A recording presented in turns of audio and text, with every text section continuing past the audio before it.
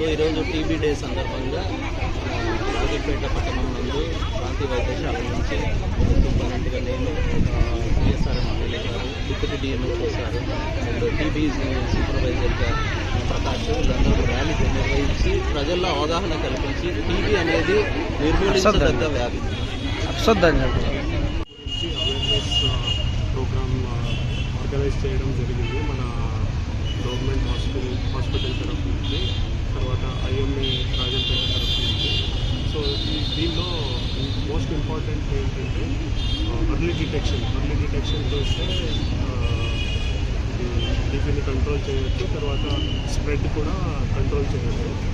So ఎప్పుడైనా దగ్గు కంటిన్యూస్గా 2 వీక్స్ కంటే ఎక్కువ ట్యాబ్లెట్ తీసుకున్నా కూడా కంట్రోల్ అవ్వకపోతే ఖచ్చితంగా మీరు హాస్పిటల్కి వెళ్ళాలి, టెస్ట్ చేయించాలి, స్కుటమ్ టెస్ట్ చేయించాలి. So that treatment early detection అవుతుంది, తర్వాత ట్రీట్మెంట్ కూడా అవుతుంది. అండ్ ఆల్సో వేరే వాళ్ళకి ఈ స్ప్రెడ్ చేయడం అనేది తగ్గుతుంది.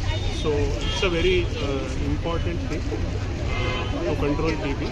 ఆ తర్వాత హైజీన్ కాపాడుకోవడము, వెంటిలేషన్ ఉండడము, తర్వాత మాస్క్ వేసుకోవడము, దగ్గు తగ్గకపోతే.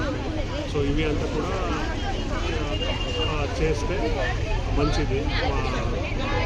తర్వాత ఇంకొకటి ఏంటంటే అడల్ట్ బీసీజీ వ్యాక్సిన్ కూడా వచ్చింది ఇప్పుడు. సో దాని గురించి కూడా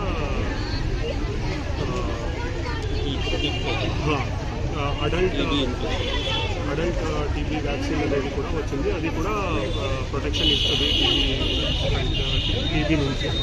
సో అందరూ కూడా వ్యాక్సినేషన్ తీసుకోవాలి అనేసి కోరుకుంటున్నాను.